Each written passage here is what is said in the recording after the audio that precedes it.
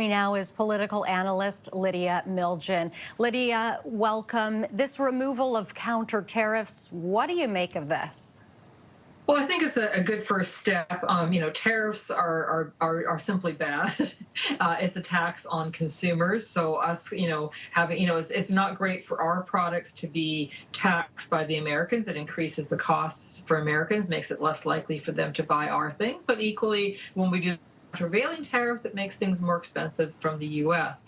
So this is a good step. But, the question still remains, what are do about those sectoral tariffs? I mean, I think that the auto sector, the aluminum and steel sectors obviously need some support here as well, and we need those tariffs to go down.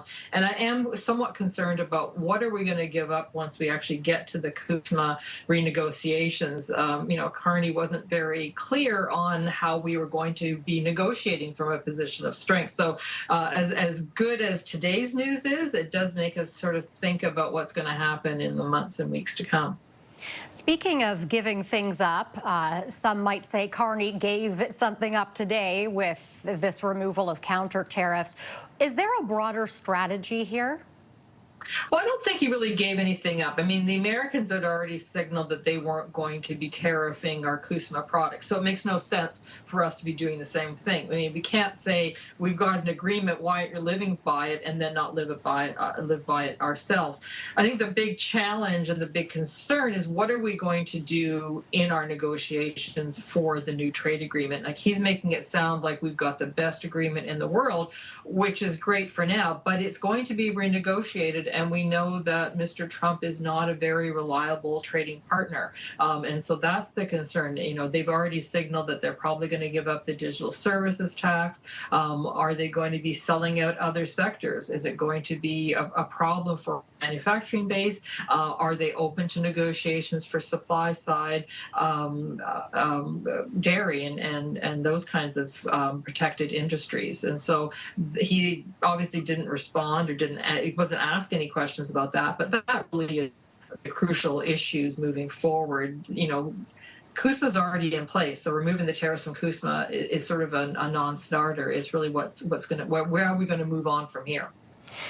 True, but Carney did face a lot of questions from journalists who were there at that press conference saying, is this elbows down for Canada? Is Carney risking losing the image that many have of him as being the tough negotiator needed for this moment? I don't think currently. I mean, he's still, enjoying a very strong honeymoon period with the Canadian electorate. The fact is that he's showing some results. I mean, let's face it, we hadn't really seen much from him in terms of results so far. And so here he's able to give us an announcement at the end of the summer saying, look, I had a conversation with Trump, and both sides are removing tariffs from compliant goods and services. So he's giving himself a little bit of win. I think he still has quite a lot of political capital to use up. And really, the devil's going to be in the details. How are they going to be renegotiating CUSMA? So I think for now, his supporters are still strongly behind him. All right. That is our time, Lydia. Thank you very much for being here. Great chatting with you. Thanks, Renee. That's Lydia Milijan. She is a political analyst.